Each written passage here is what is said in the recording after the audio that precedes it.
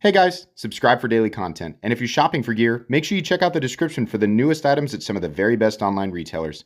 There's also links for some of the items that I personally recommend. Thanks! What's going on YouTube? Metal Complex here, and today I've got another interesting knife review / knife overview to share with you guys. This is the QVIST Variant PE3 or the Production Edition 3.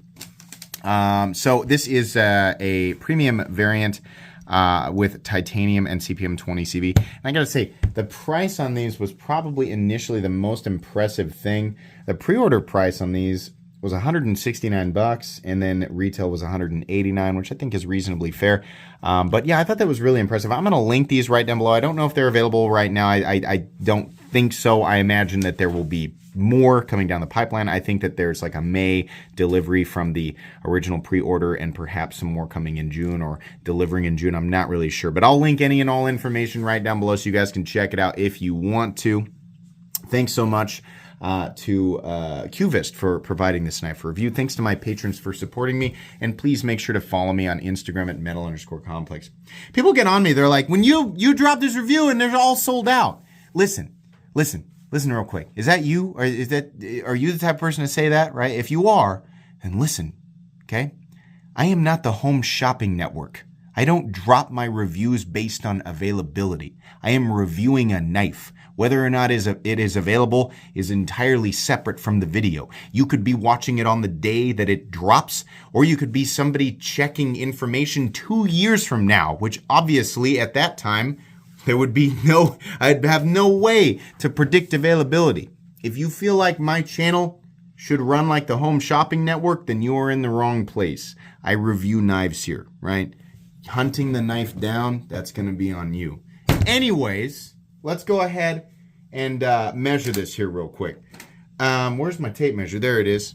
Overall length is coming in at 7 inches, blade length 3 inches, cutting edge 2.75, maybe just a hair shy. How about some size comparisons? Just a couple today, up against the Ontario Rat Model 1 and the Ontario Rat Model 2. It's a little bit shorter, right? Just a little bit, but it's very much in the same ballpark as the Rat 2. Let's go ahead and put it up against the Demco 80 20.5. How about the Spyderco Para 3? There we go. And how about the Benchmade Bug Out? Alrighty.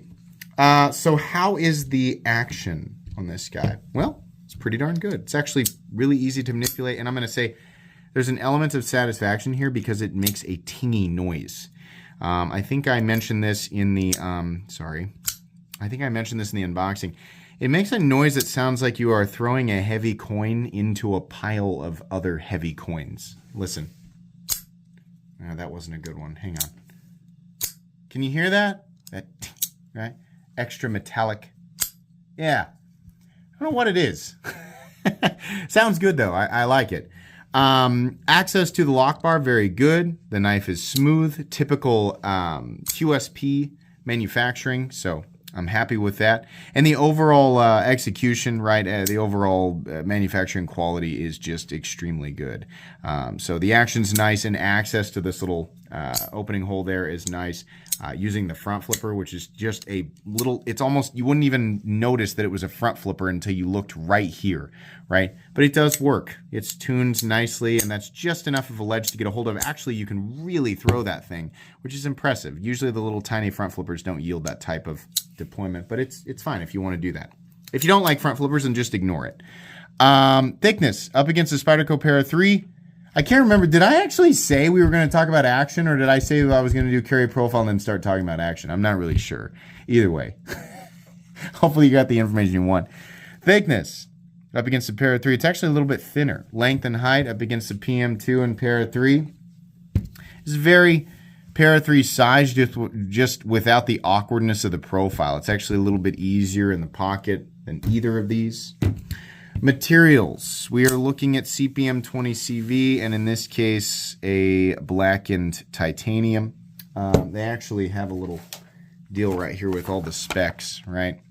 So we've got the titanium milled clip, CPM 20 CV blade. No, it's not Chinese 20 CV. That's not a real thing.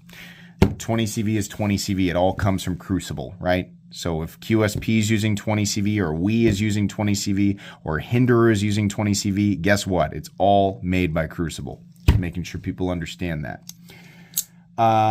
Anyways, let's go ahead and weigh it. Weight on this guy. Let's take a look at the inside here real quick. I think we've got no internal milling on the inside. I don't think it needs it. It's really small enough of a knife that I don't think it's really going to matter. My guess is 3.75 ounces. 3.5 ounces. Nice ratios there. Nice weight. No real issues. How about a hardware check? Let's get out my tools.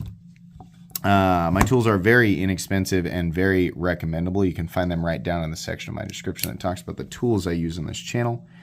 Pivot is a T8. Lock bar insert screws a T8. Pocket clip screws a T8. Frame screws are T8. And there's just 2 per side with a filler tab, which means lefties, you get to enjoy this knife. That's great. Fantastic. Very minimal hardware. Simple construction, easy to take apart, ambidextrous pocket clip. We're good to go. How about blade stock thickness? What are we coming in at here? Blade stock thickness is coming in at 117 thousandths, so on the thinner side. That's nice. Have we done everything else? Did we weighed it? We did blade stock thickness. Okay, let's go ahead and talk about this. So this is kind of like a reverse shape, almost like a swaybacky shape, versus the curvature of the other one. I think they have like a straight. I think they got a straight one, and they got one that's just like curved the other way. But this works. It's comfortable. The the frame looks like an eggplant, right? It's what it looks like to me. But it works. It's comfortable. Everything. I mean, there's not like an insane lock-in, and this little area here is a little bit weird because you're putting your middle finger here, using your index finger to choke up, but it works. If you want to choke back, you can do it, but in my case, it's a 3-finger lock-in, right? Either way, it's fine. Ergonomics are okay, given the shape of the handle. They work, and fortunately, the edges are all nicely knocked down, so no issue there. The overall aesthetic of the knife is one that allows you to automatically identify this as a QVIST knife. Once you see it, you won't forget it. It's unique enough that, at least that's the case with me, right? You can say, yeah, there's other knives that are kind of shaped like this, but for some reason, you know, the first time I saw a QVIST knife, I was like, well, I'm never going to forget it. And that's good. I think that design language should be like that, right? It's kind of like Ferrum Forge and any other number of designers where you can, or like Ray Laconico, you see one of his knives and you're going to know what they, almost like all of them kind of have that same aesthetic, and that's healthy, right? And some people view that as a thing that's not good for the brand, but I think it's good for it, right? Because the name sticks in your head. It's so easily identifiable that it sticks in your head. So yeah, it's good that they have like a very specific design language, you know? Looks good. I think QSP was the right choice, right? It just happens to be that the design company is QVIST and they chose QSP, right? But they're obviously not the same company. We have a nice tumbled, slightly reflective finish on the blade, which looks good. QSP always does a good job with that. Is that a proprietary pivot? No, it isn't. You can, as I showed in the hardware check, you can adjust the pivot with a Torx, right? This is just the show side of the pivot. On this side, we have what I assume is the the QVIST logo, and then 20 CV on the other side, which is great. Minimal branding, right? This blade shape is just absolutely freaking excellent for general EDC tests. This is exactly the type of blade that I like to use for just day-to-day stuff, right? The stuff that we are all realistically doing with our knives, right?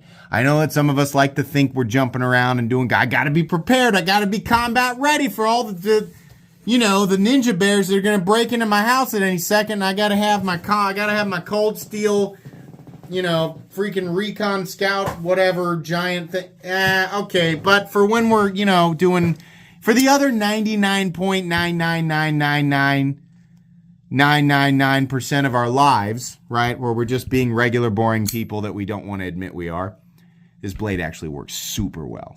Crazy good, right? I love these blades where the nose drops down and the tip is down here. Your draw cuts, right, opening packages, stuff like that. Your pry cuts up against zip ties or whatever. You're not supposed to cut zip ties. You can though, right? It's not the same thing as trying to cut a staple. You can. And then this will do it just fine. Fully flat ground blade. In fact, No. For a second, I thought it was a light hollow.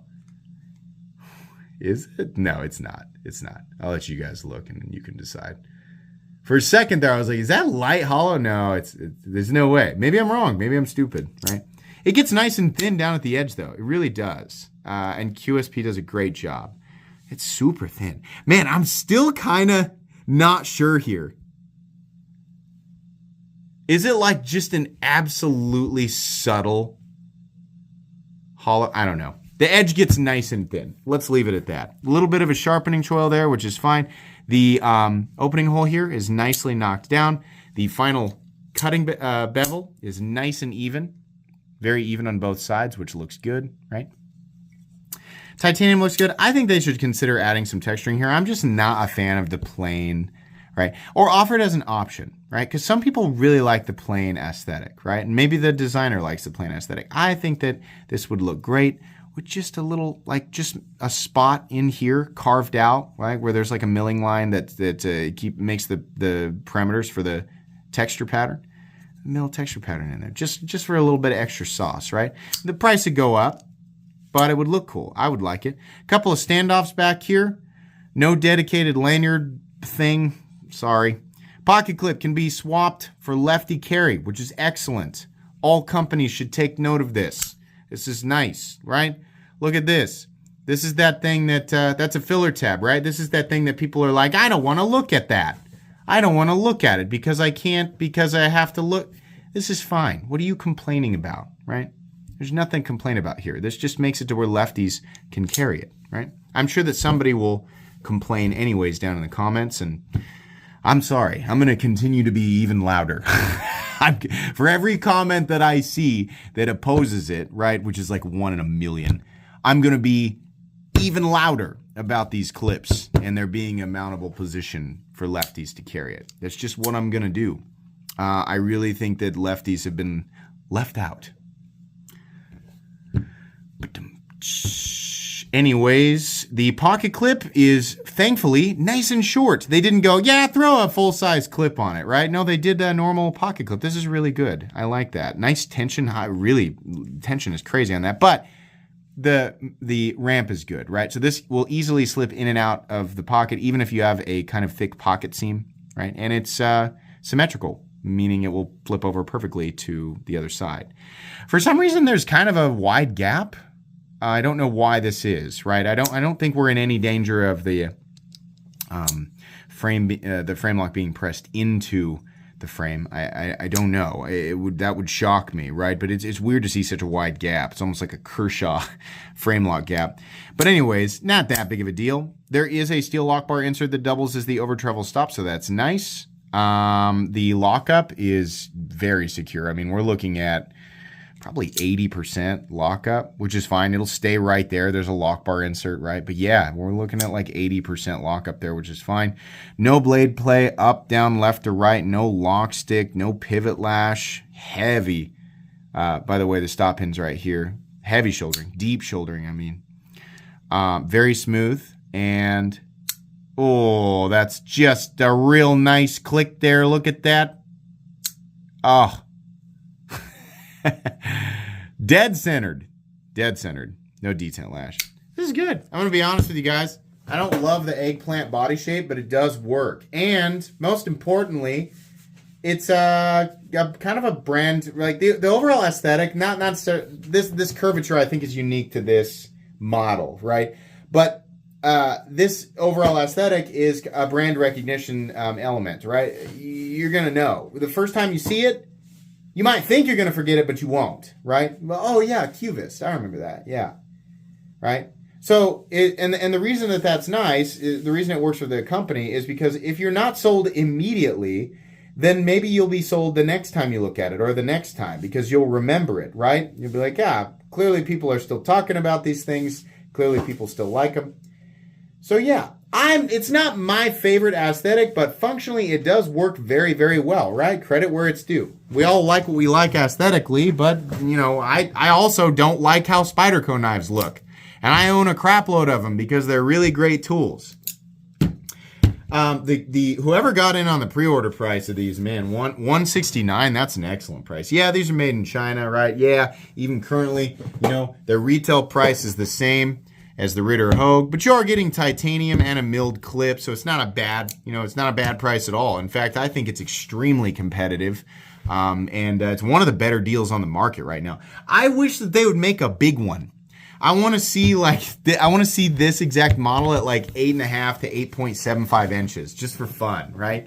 But I think this is cool. I like it. Generally speaking, I think this is very, very recommendable. So I'm going to put it in my recommended knives playlist. This was easy for me. There was really nothing that I absolutely hated about this knife. I just think it's good to go, right? So if you've got in on the pre-order, or you're about to get in on it, I think you're making a good choice. That's going to be pretty much it for me today. Thanks so much to QVIST for sending this in for me to take a look at. Please make sure to follow me on Instagram at metal_complex. If you enjoyed this video, leave a like. If you'd like to check out my other content, I do of course have lots of videos of knives that are either expensive or inexpensive that I do or don't like, so check those out. And if you enjoy all my content, go ahead and click on that Metal Complex logo right there and subscribe, because there's definitely more coming. Thanks again for watching, everybody, and have a great day.